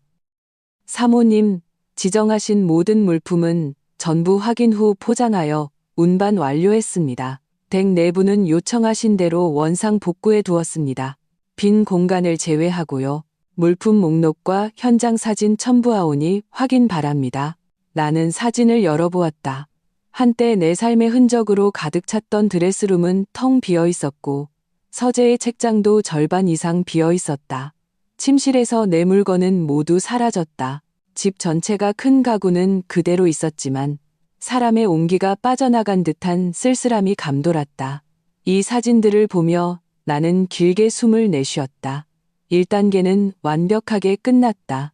오후에 나는 지연이와 은행에 가서 거액의 자금 이체와 재테크 수속을 밟았다. 주택 매매 잔금이 입금된 후 안전하고 효율적으로 관리될 수 있도록 조치했다. 동시에 지연이는 정식 이혼 합의서를 진우 씨의 이메일로 발송하고 변호사 명의의 내용 증명도 첨부했다. 폭풍은 이미 조용히 시작되었다. 그리고 그 폭풍의 중심에 있는 가족은 아직 아무것도 모른 채 쇼핑의 기쁨에 빠져 있었다. 저녁이 되자 하늘은 일찍 어두워졌고 기온은 영하 15도까지 떨어졌다. 북풍이 칼날처럼 얼굴을 스쳤다. 나는 지연이네 집 따뜻한 거실에 앉아 뜨거운 차를 마시며 창밖의 네온 사인을 바라보았다. 마음은 평온했다. 핸드폰 화면의 시간은 저녁 7시를 향해 가고 있었다. 평소 습관대로라면 진우 씨와 유라는 곧 집에 도착할 시간이었다. 7시 10분, 내 핸드폰 화면이 다시 미친 듯이 밝아졌다. 진우 씨의 전화였다. 한 통, 두 통, 세 통, 끊임없이 걸려왔다. 나는 전화가 울리도록 내버려 두었다. 전화기 저편에서 진우 씨의 표정이 의아함에서 초조함으로 그리고 분노로 변해가는 모습을 상상했다. 이어서 내 카카오톡은 음성 메시지로 폭격을 받기 시작했다. 첫 번째 메시지를 틀었다. 거센 바람 소리를 배경으로 진우 씨의 격앙된 고함 소리가 들렸다. 박서연, 너 지금 어디야? 집이 왜 이래? 물건들은? 내 물건들 왜 다 없어졌어? 너 지금 무슨 짓 하는 거야? 두 번째 메시지. 그의 목소리는 믿을 수 없다는 듯한 공포로 가득했다. 주차장에 내 차도 없어. 너 도대체 어디 있는 거야? 전화 받아. 세 번째 메시지. 말투는 이미 경악에 찬 질문으로 변해 있었다. 박서연, 말 좀 해봐. 집이 도둑 맞은 것 같아. 너 무슨 문제에 휘말린 거야? 그리고 유라의 울음 섞인 목소리가 들렸다. 배경에서는 진우 씨의 짜증 섞인 고함 소리도 들렸다. 새언니, 오빠, 나 너무 추워. 왜 이렇게 춥지? 보일러 고장 났나 봐. 진우 씨가 거칠게 대꾸했다. 고장은 무슨, 그 여자가 물건 다 빼갔잖아. 미친 여자. 도대체 뭘 어쩌자는 거야? 나는 이 음성 메시지들을 마치 나와 상관없는 한 편의 막장, 드라마를 보듯 평온하게 들었다. 영하 15도의 밤. 곧 그들의 것이 아니게 될 텅 빈 집에서 내가 관리하던 모든 난방 시스템은 유난히 무력하게 느껴질 것이다. 그 속에서부터 느껴지는 추위는 그들이 충분히 즐길 만했다. 나는 어떤 메시지에도 답장하지 않고 핸드폰을 무음으로 바꾸고 화면을 아래로 향하게 테이블 위에 두었다. 나는 이것이 시작에 불과하다는 것을 알았다. 그들의 지금의 당혹감과 추위는 그들이 나에게 안겨준 마음의 한기에 비하면 아무것도 아니었다. 지연이가 내 맞은편에 앉아 나를 보았다. 답장 안 할 거야? 불 좀 더 지펴주지 않고? 나는 고개를 저었다. 아직 때가 아니야. 좀 더 춥게, 좀 더 당황하게 내버려 둬야지. 그들이 완전히 혼란에 빠졌을 때가 내가 단판을 지을 최적의 타이밍이야. 그때 지연이의 컴퓨터에서 알림음이 울렸다. 그녀는 화면을 보더니 말했다. 어라, 김진우가 내 사무실 유선 전화로 전화했네. 널 못 찾으니까 다급해서 아무데나 전화하나 봐. 신경 쓰지 마. 내가 담담하게 말했다. 지연이는 웃으며 수화기를 들고 녹음 버튼과 스피커폰 버튼을 눌렀다. 그리고 직업적인 목소리로 말했다. 네, 명리법률사무소입니다. 강지연 변호사입니다. 전화기 저편에서 즉시 김진우의 거의 찢어질 듯한 고함 소리가 들려왔다. 강 변호사님, 강지연 씨, 당신 박서연이랑 같이 있는 거 아니에요? 전화 좀 바꿔줘요. 그 여자 미쳤어요. 집안 물건을 다 빼갔다고요. 도대체 뭘 어쩌자는 겁니까? 지연이의 목소리는 평온했다. 김진우 씨, 귀하와 박서연 씨의 혼인관계 문제에 관해 저는 박서연 씨의 대리인으로서 이혼 합의서 및 관련 내용 증명을 귀하의 이메일로 발송했습니다. 확인해 보시기 바랍니다. 박서연 씨의 개인적인 행방에 대해서는 제가 알려드릴 권한이 없습니다. 만약 합의서 내용에 이의가 있으시면 법적 절차를 통해 해결할 수 있습니다. 이혼, 내용 증명, 진우 씨의 목소리는 충격과 황당함으로 가득했다. 고작 유라가 며칠 와서 지낸다고 이혼을 해? 집까지 팔고? 그 여자 미친 거 아니에요? 강 변호사님, 잘 들어요. 그 집은 내 지분도 절반이나 있어요. 그 여자 마음대로 팔 수 없다고요. 이건 불법이야. 내가 고소할 거야. 지현이는 여전히 침착했다.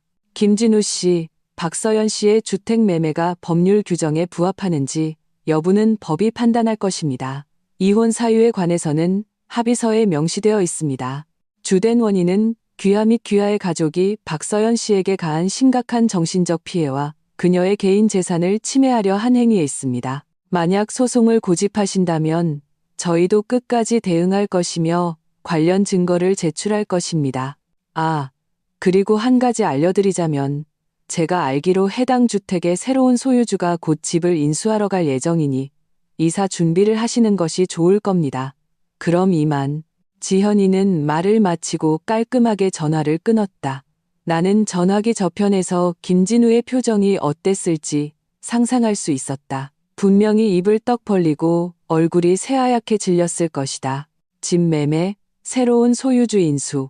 이 단어들이 마치 폭탄처럼 그의 머릿속에서 터졌을 것이다. 그는 마침내 내가 장난하는 것도 토라진 것도 아니라는 것을 깨달았을 것이다. 내가 진심이었고 이미 치명적인 일격을 가했다는 것을. 잘했어, 지현아. 내가 진심으로 말했다. 지현이는 어깨를 으쓱했다. 저런 사람한테는 단칼에 끝내야 해. 역시나 내 핸드폰 화면이 다시 밝아졌다. 김진우에게서 온 문자 메시지였다. 단 한 줄이었지만 그의 분노와 절망이 고스란히 느껴졌다. 박서연 집은 영하 15도야. 우리 얼어 죽으란 말이야. 나는 이 문자를 보고 마침내 웃었다. 차갑게, 하지만 우비 후련하게. 나는 핸드폰을 들고 짧은 답장을 보냈다. 집은 팔렸고 대금 정산도 끝났어. 내일 변호사 통해서 연락해. 잘 지내. 이 메시지를 보내고 나니 마치 천근만근의 짐을 내려놓은 것 같았다. 지옥 같은 밤. 아니, 그들에게는 지옥이겠지만 나에게는 새로운 삶으로 거듭나는 전야였다. 나는 핸드폰을 끄고 지연이에게 말했다. 가자, 지연아. 내가 맛있는 거 사줄게. 축하 파티하자. 창밖은 혹독한 겨울이었지만 내 마음속에는 봄이 오고 있었다. 셋째 날, 나는 햇살에 잠에서 깼다. 새로 임대한 고급 오피스텔은 방음이 아주 잘 돼서 밖에 소음이 들리지 않고 오직 평화롭고 고요할 뿐이었다. 나는 기지개를 켜며 마치 수년간 짊어지고 있던 무거운 족쇄를 벗어던진 것처럼 온몸이 가벼웠다. 핸드폰을 켜니 예상대로 수많은 부재 중 전화와 문자로 가득했다. 김진우뿐만 아니라 시어머니 최영자, 시아버지 김대산, 심지어 김유라까지 새로운 번호로 울먹이는 음성 메시지를 몇 개나 보내왔다. 대충 훑어보니 내용은 따지고 울고 위협하고 부질없이 매달리는 것들이었다. 김진우, 박서연, 전화 받아. 우리 얘기 좀 해. 이혼을 하더라도 이렇게 막무가내로 하면 안 되지. 그 집은 우리 둘 공동명이야. 시어머니, 서연아, 엄마가 잘못했다. 어서 돌아오렴. 다 한 가족인데 상해 못할 일이 뭐가 있겠니. 유라는 오늘 당장 내보낼게. 그 500만 원 우리 안 받을게. 시아버지, 박서연. 일을 할 때는 여지를 남겨둬야 나중에 서로 얼굴 붉힐 일이 없는 법이다. 이렇게 극단적으로 일을 처리하면 너한테도 좋을 거 없어. 김유라, 새언니, 다 제 잘못이에요. 저 당장 나갈게요. 제발 우리 오빠랑 이혼하지 마세요. 오빠도 잘못했다고 하고 있어요. 나는 이 메시지들을 보며 마음이 조금도 흔들리지 않았다.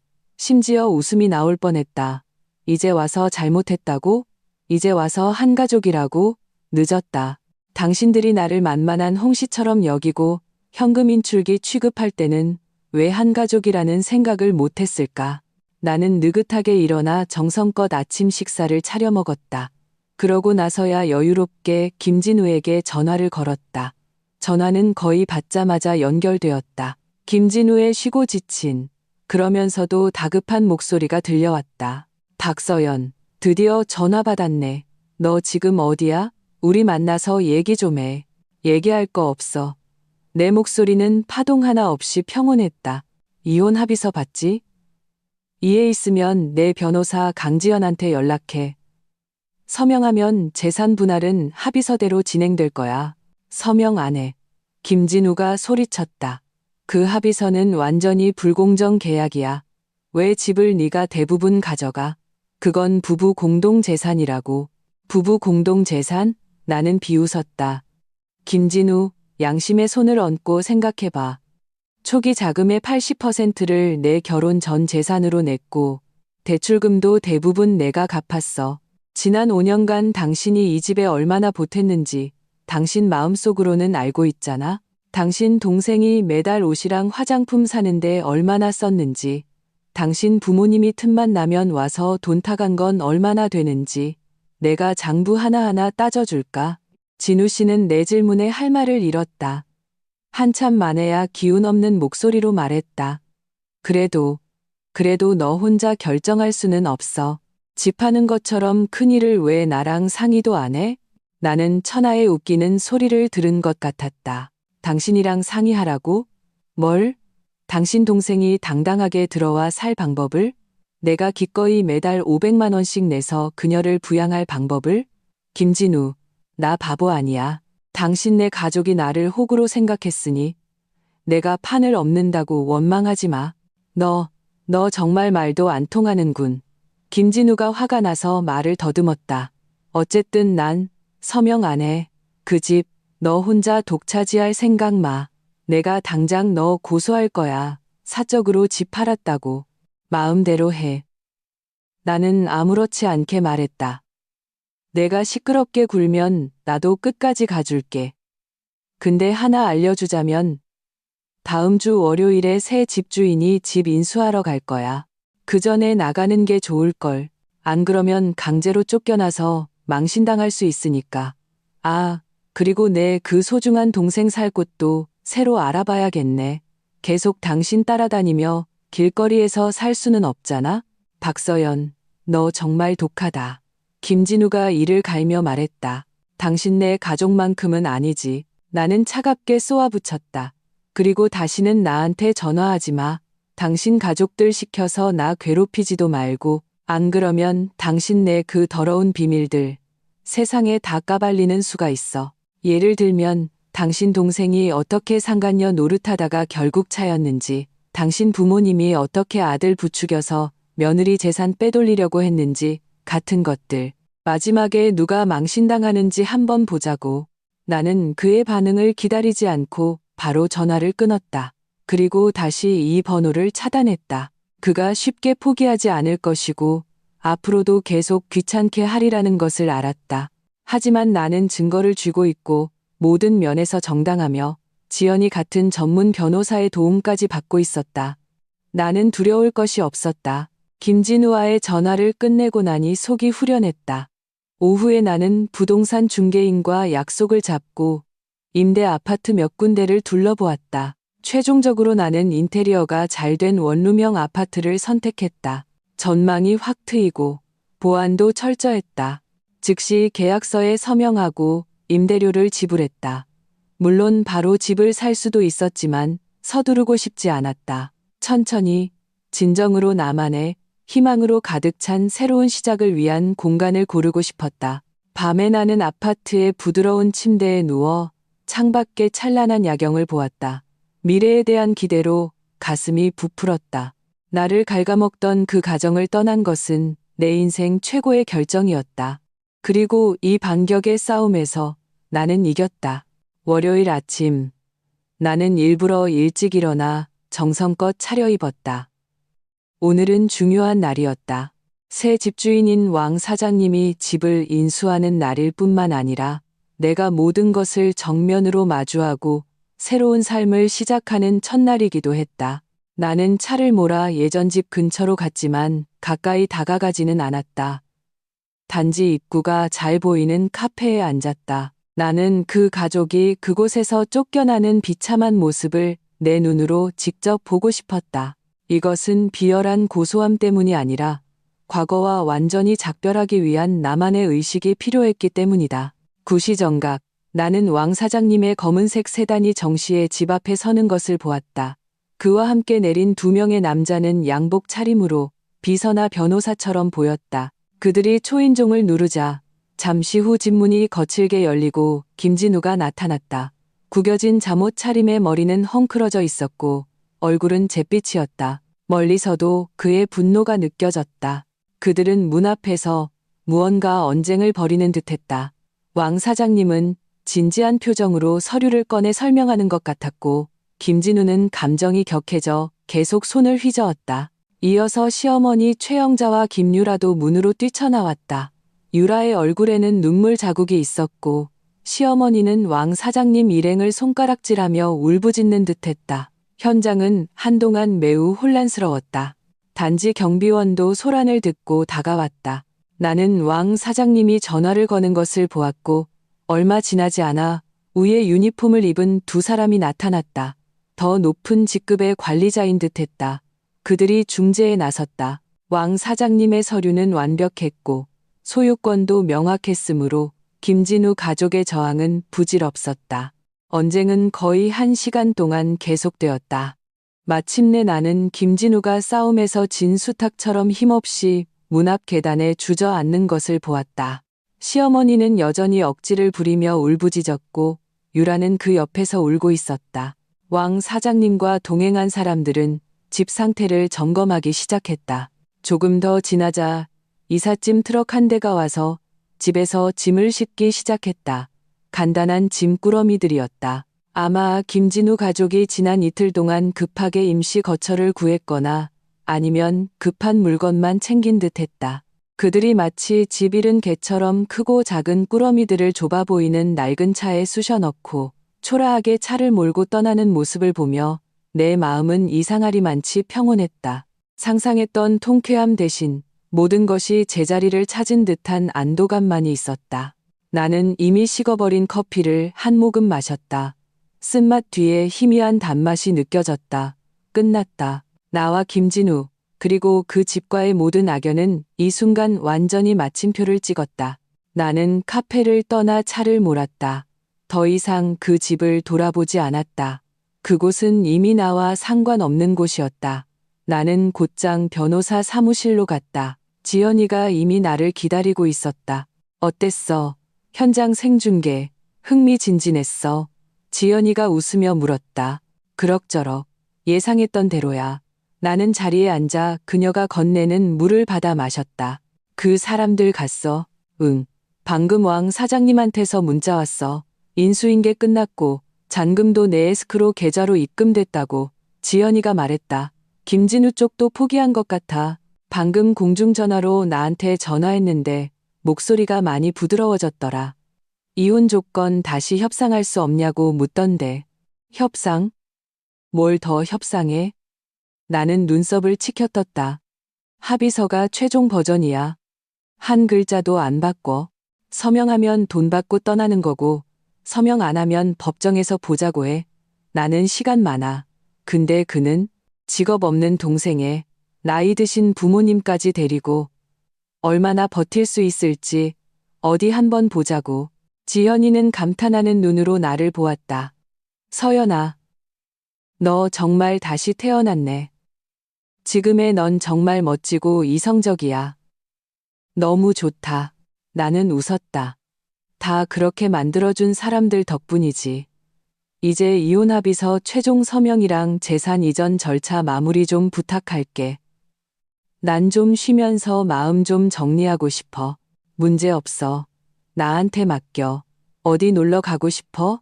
아직 생각 안 해봤어. 아마 따뜻한 곳에 가서 햇볕이나 쬐면서 나 자신을 좀 정리하고 싶어. 나는 창밖을 바라보았다. 햇살이 좋았다. 과거의 그늘은 거쳤고 미래의 길은 내 발 아래에 놓여 있었다. 내가 한 걸음 한 걸음 나아갈 길이었다. 이번에는 오직 나 자신만을 위해 살 것이다. 나는 바로 여행을 떠나지 않고 먼저 현실적인 문제들을 처리했다. 차량 등록 사업소에 가서 자동차 명의 이전 수속을 밟아 내 명의의 차를 완전히 내 것으로 만들었다. 그리고 은행에 가서 주택매매 잔금으로 안정적인 재테크 계획을 세웠다. 일하지 않아도 안정적인 수입이 있어 풍족한 생활을 할 수 있도록. 이 모든 것을 마치고 나니 비로소 경제적으로나 인격적으로 완전한 독립을 느꼈다. 내 인생을 스스로 통제하는 그 느낌은 더없이 든든했다. 나는 일부러 행적을 숨기지는 않았지만 누구에게 먼저 연락하지도 않았다. 가끔 공동의 친구들을 통해 김진우 가족에 대한 동정이나 가십이 섞인 소식을 듣게 되었다. 듣자 하니 그들은 처음에는 도시 북쪽의 아주 낡은 아파트 단지에서 살았다고 한다. 환경이 매우 열악했다. 김진우는 이혼과 집매매 문제로 회사에 소문이 다 나서 평판이 매우 나빠졌다. 게다가 그 시기에 감정 기복이 심해 업무 실수가 잦아지자 결국 회사에서 핑계를 대고 해고당했다고 한다. 수입원이 끊기자 김유라까지 포함한 네 식구의 생활은 즉시 곤경에 빠졌다. 시어머니 최영자는 이런 격차를 견디지 못하고 화병에 쓰러졌다고 한다. 심내혈관 질환이라는데 입원비로 또 큰돈이 들어가 가뜩이나 빠듯한 살림의 설상가상이었다. 김유라는 어땠을까? 그녀도 일자리를 찾아보려 했지만 눈만 높고 고생은 하기 싫어했으며 늘 남자에게 의지하려 했다. 결국 이도 저도 안 돼서 어떤 일도 오래 하지 못했다. 나중에는 돈이 좀 있다는 유부남과 얽혔다가 그 아내에게 길거리에서 머리채를 잡히고 맞는 등 소란이 커져 평판이 완전히 바닥에 떨어졌다고 한다. 그녀는 아예 자포자기하고 여전히 김진우에게 빌부터 그의 얼마 안 되는 실업급여와 예전 저축으로 살고 있다고 했다. 시아버지 김대사는 여전히 과묵한 모습이었지만 많이 늙어서 자주 아파트 벤치에 혼자 앉아 멍하니 있었다고 한다. 이런 소식을 들었을 때 내 마음은 아무런 파동도 없었다. 동정심조차 한 톨도 생기지 않았다. 길은 그들 스스로 선택한 것이다. 인과응보, 자업자득이다. 만약 그들이 당시에 조금이라도 선한 마음을 품고 존중과 감사를 알았더라면 어찌 오늘날 이런 지경에 이르렀겠는가. 이 모든 것은 그들이 과거의 탐욕과 뻔뻔함에 대해 치르는 대가일 뿐이다. 내 삶의 중심은 이미 이런 과거의 먼지 위에 있지 않았다. 나는 항상 배우고 싶었던 유아 수업에 등록해 매주 2번씩 그림을 그리며 색과 선 속에서 나 자신을 이완시켰다. 또한 등산 동호회에 가입하여 삶을 사랑하고 긍정적인 새로운 친구들을 많이 만났다. 내 세상은 햇살과 신선한 공기로 가득 찼다. 그 끔찍했던 사람들과 일들은 이미 지난 세계의 악몽처럼 점점 희미해졌다. 시간은 최고의 치료제이자 최고의 증명이었다. 이혼 후 반년, 내 삶은 완전히 정상 궤도에 올랐고 심지어 결혼 전보다 더 다채롭고 충실해졌다. 나는 서둘러 새로운 관계를 시작하지 않고 오랜만에 싱글 라이프를 즐기며 시간과 에너지를 온전히 나 자신에게 투자했다. 한 갤러리에서 주최한 주말 아트살롱에서 나는 이현준 씨를 만났다. 그는 건축 설계 사무소의 파트너였고 나보다 몇 살 위였다. 차분한 분위기에 우아한 말투를 지녔다. 우리는 한 현대 미술 작품에 대한 비슷한 견해로 이야기를 시작했다. 그는 말을 잘했지만 듣는 법도 알았고 박식했지만 과시하지 않았다. 그와 대화하는 것은 매우 즐거운 일이었다. 살롱이 끝난 후 그는 정중하게 연락처를 교환해도 괜찮은지 물었다. 나는 잠시 생각하다가 거절하지 않았다. 그 후 우리는 가끔 연락을 주고받았다. 때로는 전시회 감상평을 나누고 때로는 좋은 책을 공유했다. 모든 것이 담담하고 자연스러웠다. 이현준 씨는 매우 분별력 있는 사람이었다. 그는 내 과거를 캐묻지 않고 오직 현재의 나를 바탕으로 진심 어린 호감과 존중을 보여주었다. 그는 나에게 식사를 제안하고 전시회를 보러 가고 음악회에 갔다. 매번의 데이트는 봄바람처럼 편안했다. 그와 함께 있으면 나는 존중받고 이해받는다고 느꼈다. 이것은 내가 김진우와의 결혼 생활에서 단 한 번도 경험해보지 못한 감정이었다. 점점 우리는 가까워졌다. 그도 짧은 결혼 생활을 했고 평화롭게 헤어졌으며 아이는 없다는 것을 알게 되었다. 비슷한 경험은 우리 사이에 더 깊은 공감대와 이해를 만들어 주었다. 하지만 그는 나를 이혼녀라는 어떤 편견으로도 보지 않았다. 그의 눈에 나는 그저 박서연, 독립적이고 재미있고 사랑받을 가치가 있는 한 사람이었다. 한 번은 우리가 함께 등산을 했다. 산 정상에 서서 발 아래의 도시를 내려다보며 그가 갑자기 매우 진지하게 말했다. 서연 씨, 당신을 만나기 전에는 삶이 그냥 이런 것이라고 생각했어요. 당신을 만난 후 삶에 더 많은 가능성과 색채가 있다는 것을 발견했습니다. 저는 당신을 존경하고 좋아합니다. 당신 생각은 어떤지 모르겠지만 저는 우리가 결혼을 전제로 진지하게 만나고 싶습니다. 그의 고백은 직설적이고 진솔했다. 화려한 수식어는 없었지만 유난히 마음에 와 닿았다. 나는 산바람에 흩날리는 그의 머리카락과 그 맑고 진실된 눈을 보며 마음속에 따뜻한 기운이 솟아나는 것을 느꼈다. 나는 즉시 대답하지 않고 나 역시 솔직하게 내 걱정을 털어놓았다. 현준 씨, 마음은 정말 고맙지만 저도 당신과 함께 있으면 정말 즐거워요. 하지만 저는 이혼을 했고 결혼에 대해 당신만큼 긍정적이지 않을 수도 있어요. 저는 간단하고 순수하며 서로에게 힘이 되어주는 관계를 원해요. 더 이상 복잡한 가족 분쟁에 휘말리고 싶지 않고요. 저에게는 시간이 필요해요. 현준 씨는 내 말을 듣고 실망하기는커녕 오히려 이해한다는 미소를 지었다. 그는 고개를 끄덕였다. 알겠습니다, 서연 씨. 걱정 마세요. 우리 집안은 아주 간단하고 부모님도 매우 개방적인 분들이세요. 제가 좋아하는 것은 바로 지금의 당신입니다. 우리는 천천히 당신이 가장 편안한 속도로 나아갈 수 있어요. 저는 그저 제가 진심이라는 것을 당신이 알아주었으면 했을 뿐입니다. 그의 존중과 인내심은 내 마음속 결혼에 대한 날카로운 얼음덩어리를 완전히 녹여버렸다. 나는 미소 지으며 고개를 끄덕였다. 좋아요. 그럼 우리 천천히 시작해요. 햇살이 우리 몸 위로 따스하게 쏟아졌다. 나는 건강하고 아름다운 관계가 나를 향해 손짓하고 있다는 것을 알았다. 그리고 이번에는 그것을 껴안을 충분한 지혜와 자신감이 있었다. 이현준 씨와 정식으로 교제한 후 우리 삶에는 달콤한 설렘이 더해졌지만 여전히 각자의 독립과 공간을 유지했다. 우리 둘 다 실패한 결혼을 경험했기에 현재를 더욱 소중히 여기고 좋은 관계에는 경계감과 공동의 성장이 필요하다는 것을 더 잘 알았다. 현준 씨는 정말로 그가 말한 대로였다. 그의 집안 분위기는 매우 좋았다.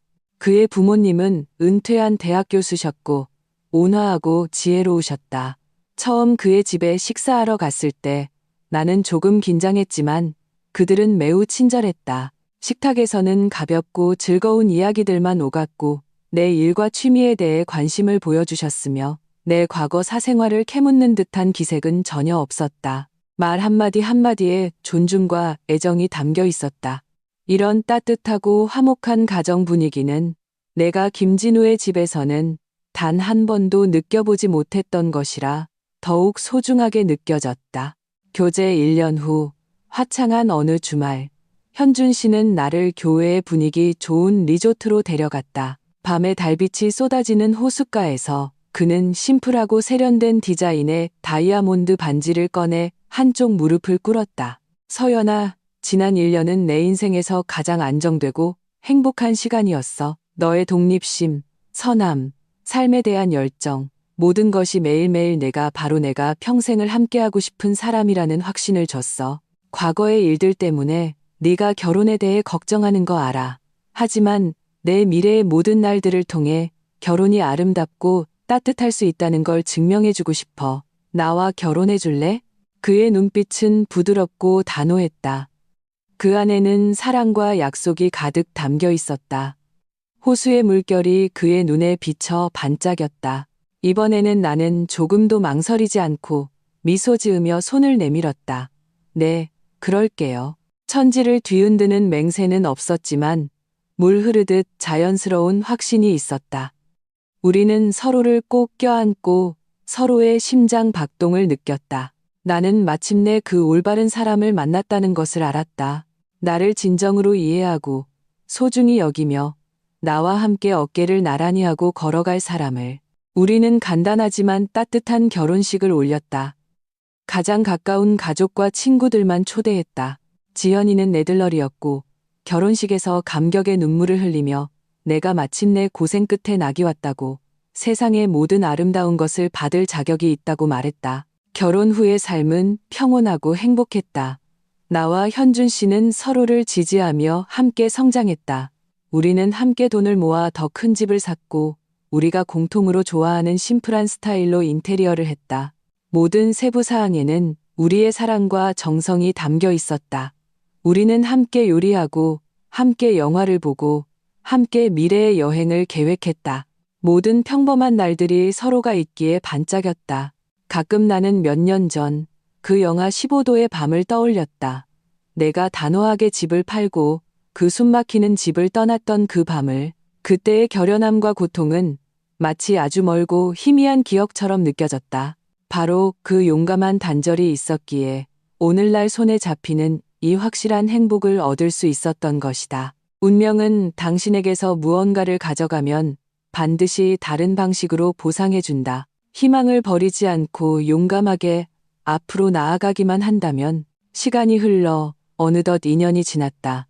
나와 현준 씨의 딸이 태어났다. 우리는 아이의 태명을 온유라고 지었다. 그녀의 등장은 우리 작은 집에 끝없는 웃음과 활기를 더해 주었다. 현준 씨는 완벽한 딸 바보였다. 기저귀를 갈고 분유를 타고 잠자리 동화를 읽어주는 등 모든 것을 능숙하게 해냈다. 나를 큰아이처럼 아껴주었다. 시부모님도 우리를 친딸처럼 아껴주시며 자주 와서 도와주셨다. 온 가족이 화목했다. 어느 날 나는 유모차를 밀며 아파트 단지 정원에서 햇볕을 쬐고 있었다. 아주 오랜만에 김진훈의 집과 먼 친척 관계인 이웃을 만났다. 그녀는 나를 보고는 먼저 내 변화에 놀라며 분위기가 점점 좋아지고 점점 젊고 예뻐진다고 했다. 그러고는 망설이며 김진우 가족 이야기를 꺼냈다. 아이고, 그걸 모르시는구나. 김진훈의 지금 아주 비참해요. 이웃 아주머니가 목소리를 낮추며 안타까움과 약간의 가십을 섞어 말했다. 김진우 엄마, 그 최영자 씨 말이에요. 작년 겨울에 돌아가셨어요. 돌아가시기 전에 계속 후회한다고 중얼거렸대요. 그때 당신한테 그렇게 대하지 말았어야 했다고, 그렇게 좋은 며느리를 쫓아냈다고요. 김진우는요? 실직하고 나서 변변한 일자리를 못 구하고 아르바이트나 전전하다가 몸도 망가졌대요. 간경화 진단을 받았다는데 치료비가 엄청 든대요. 아마 젊었을 때 술 마시고 접대하다가 얻은 병인가 봐요. 그 김유라는 정말 사람 망치는 애예요. 오빠를 그 지경으로 만들어 놓고 자기는 또 유부남한테 붙어서 그 아내한테 백화점에서 머리채 잡히고 맞아서 소문이 다 났잖아요. 평판이 아주 바닥이에요. 지금 그 세 식구 북쪽에 있는 가장 낡은 아파트에서 겨우 기초수급비랑 김유라가 어디서 구해오는지 모를 더러운 돈으로 산대요. 정말 죗값 치르는 거죠. 나는 조용히 들었다. 얼굴에는 아무런 표정이 없었다. 그저 유모차를 살살 흔들며 딸의 달콤한 잠든 얼굴을 바라보았다. 마음속에는 고소함도 동정심도 없었다. 마치 나와 상관없는 멀고 희미한 이야기를 듣는 것 같았다. 후회, 아마도 그럴 것이다. 하지만 세상에 후회약은 없다. 그들의 오늘의 결과는 어제 그들이 직접 심은 원인이다. 만약 당시에 그들이 조금이라도 선한 마음을 품고 존중과 감사를 알았더라면 어찌 이 지경에 이르렀겠는가. 나로 말할 것 같으면 이미 그 악몽에서 완전히 벗어나 아주 잘, 그리고 아주 멀리 나아가고 있다. 나를 깊이 사랑하는 남편이 있고 사랑스러운 딸이 있으며 번창하는 사업이 있다. 나와 현준 씨가 함께 운영하는 디자인 스튜디오는 평판이 아주 좋다. 따뜻하고 화목한 새로운 가정이 있다. 내 세상은 햇살과 사랑, 희망으로 가득하다. 과거의 그늘은 이미 삶의 따뜻한 바람에 흩어져 흔적도 남지 않았다. 다 지난 일이죠. 나는 이웃 아주머니에게 미소 지었다. 예의 바르면서도 거리를 두는 미소였다. 이 화제를 계속 이어갈 생각은 없었다. 저희 딸이 깬 것 같네요. 이제 들어가 봐야겠어요. 나는 말을 마치고 유모차를 밀며 집 방향으로 천천히 걸었다. 햇살이 따스하게 몸 위로 쏟아졌다. 딸이 유모차 안에서 엄마, 엄마 하며 옹알이를 했다. 나는 몸을 숙여 그녀의 분홍빛 뺨에 입을 맞췄다. 마음은 평온함과 충만한 행복으로 가득했다. 추운 밤에 어쩔 수 없이 성장하고 절체절명의 위기에서 반격했던 박서연은 이미 세상에서 가장 따뜻한 안식처를 얻었다. 그리고 한때 나에게 뼛속까지 시린 추위를 안겨주었던 그 사람들은 결국 그들 스스로 만든 얼음 구덩이 속에서 남은 모든 겨울을 보내게 될 것이다. 이 결말은 나에게 단지 통쾌함이 아니었다. 비바람을 겪은 후에 만난 가장 찬란한 무지개였다. 나는 매우 만족하며 앞으로도 계속 이렇게 행복할 것이다. 나레이션. 딸 온유의 등장은 마치 가장 부드러운 빛 한 줄기처럼 내 삶의 모든 구석을 완전히 비추었다. 현준 씨는 그야말로 딸 바보였다. 퇴근 후 집에 오면 가장 먼저 손을 씻고 아이를 안았다. 단추 엄격한 원칙을 세우겠다던 말은 구름 너머로 던져버렸다. 그 큰 남자가 조심스럽게 부드러운 아기를 안고 과장된 억양으로 아야, 아야 하며 아이를 웃기는 모습을 보면 내 마음은 솜사탕처럼 녹아내렸다. 우리는 경험 많은 육아 도우미를 고용했지만 나는 여전히 내가 직접 재우겠다고 고집했다. 밤중에 수유하는 것은 힘들었지만 온유가 내 품에서 만족스럽게 젖을 빨고 작은 입을 오물거리며 깊이 잠드는 모습을 보면 전적으로 의지받고 신뢰받는 그 느낌이 과거의 모든 불쾌함을 기묘하게 치유해 주었다. 시어머니, 현준 씨의 어머니는 거의 매주 두세 번씩 오셨다. 직접 끓인 보양식을 가져오시거나 작은 옷들을 한아름 사오셨다. 온유를 보는 눈빛은 사랑이 뚝뚝 떨어질 정도였다. 그녀는 항상 서연아, 내가 고생이 많다. 온유가 너 같은 엄마를 둬서 복이 많아 라고 말씀하셨다. 이렇게 소중히 여겨지고 인정받는 느낌은 내가 이전에 김진우의 집에서 살얼음판을 걷던 날들과는 하늘과 땅 차이였다. 나와 현준 씨가 함께하는 디자인 스튜디오도 점점 정상 궤도에 올랐다. 우리는 몇 개의 좋은 프로젝트를 맡았고 업계에서 조금씩 명성을 얻기 시작했다. 나는 주로 창의적인 부분과 고객 소통을 담당했고 현준 씨는 기술과 실행을 총괄했다. 우리 둘은 분업하고 협력하며 완벽한 호흡을 자랑했다. 거의 얼굴을 붉힌 적이 없었다. 때로는 하나의 디자인 안을 두고 밤늦게까지 토론하다가 결국 포옹이나 야식으로 합의에 이르곤 했다. 이렇게 어깨를 나란히 하고 싸우며 서로를 성장시키는 관계는 나에게 전례 없는 힘과 가치를 느끼게 해주었다. 삶은 사랑, 일, 그리고 온유로 가득 채워져 충실하고 평온했다. 나는 과거의 일, 김진우 가족에 대해 거의 생각하지 않았다. 마치 정말 전생의 기억이 된 것 같았다. 그러던 어느 날 나는 온유를 데리고 동네 병원에 예방접종을 하러 갔다. 대기줄에 서 있을 때 옆에 계신 한 할머니가 계속 미소를 지으며 온유를 보고는 예쁘다고 칭찬하셨다. 잡담을 나누던 중 할머니가 무심코 말했다. 아이고, 여기 근처에 사시니 좋으시겠어요. 환경이 얼마나 좋아요. 우리 조카네는 저기 강북 낡은 동네에 사는데 그 환경은 정말. 마누라는 바람나서 도망갔지. 자기 몸은 안 좋지. 골칫덩어리 여동생의 늙은 아버지까지 데리고 그 좁고 낡은 집에 낑겨 살아요. 아이고, 내 마음이 살짝 움직였다. 강북 낡은 동네, 골칫덩어리 여동생. 설마 그렇게 우연일까? 하지만 나는 겉으로는 아무렇지 않은 척 그저 맞장구를 치며 웃었다. 네, 사는 환경이 중요하긴 하죠. 할머니는 이야깃거리가 생긴 듯 목소리를 낮춰 말했다. 그럼요. 우리 조카도 예전에는 꽤 잘 나갔대요. 큰 고급 주택에도 살았다고 하던데 나중에 어떻게 됐는지 직장도 잃고 마누라도 이혼하고 사람이 한순간에 무너졌어요. 그 여동생은 더 골치 아파요. 제대로 된 남자 만나서 결혼할 생각은 안 하고 맨날 이상한 짓만 하고 다녀서 집안 망신은 다 시키고 그 아버지도 말없는 사람이라 아무 도움도 안 되고 정말 불쌍한 사람은 미운 짓도 한다더니 나는 들으면서 그가 누구에 대해 말하는지 거의 확신했다. 하지만 이상하게도 내 마음은 아무런 파동도 없었다. 마치 낯선 사람의 비극적인 이야기를 듣는 것 같았다. 역시 그럴 줄 알았다는 통쾌함조차 없었다. 그저 아득하게만 느껴졌다. 그들의 행복과 불행은 이미 나와 완전히 무관했다. 예방접종을 마치고 나는 온유를 안고 병원을 나섰다. 햇살이 눈부셨다. 온유는 내 품에서 아야, 아야 하며 작은 손을 휘저었다. 나는 그녀의 젖냄새, 나는 뺨에 입을 맞췄다. 마음은 감사함으로 가득했다. 용감하고 단호했던 과거의 나에게 감사하고 운명이 나를 현준 씨와 만나게 해준 것에 감사하며 지금 내가 가진 모든 것에 감사했다. 과거의 모든 것은 서막에 불과했고 나의 멋진 이야기는 이제 막 시작되었다. 시간은 쏜살같이 흘러 어느덧 온유는 유치원에 갈 나이가 되었다. 아이는 나와 현준 씨의 장점을 물려받아 활발하고 사랑스러웠으며 작은 입으로 조잘조잘 말을 아주 잘했다. 우리 집안의 행복 바이러스였다.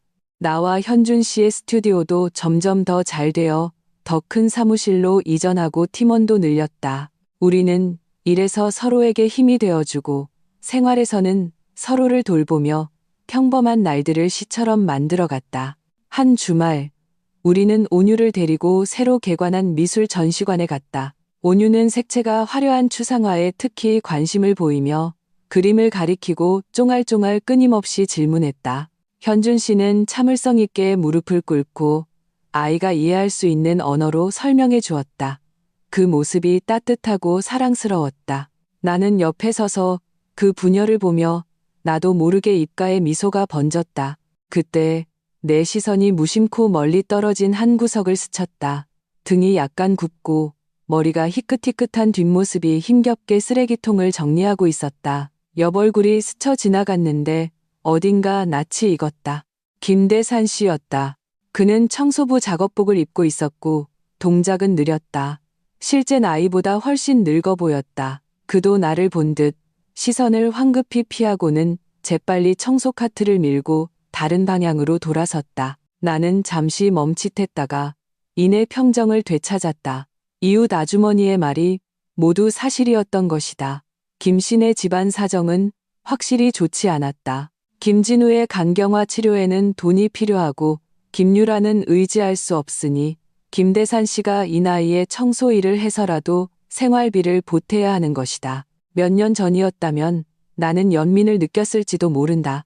하지만 지금은 그저 세상이 변했다는 담담한 감정뿐이었다. 엄마, 아빠가 사준 그림책 보세요. 온유가 예쁜 만화 그림책을 들고 달려와 내 생각을 끊었다.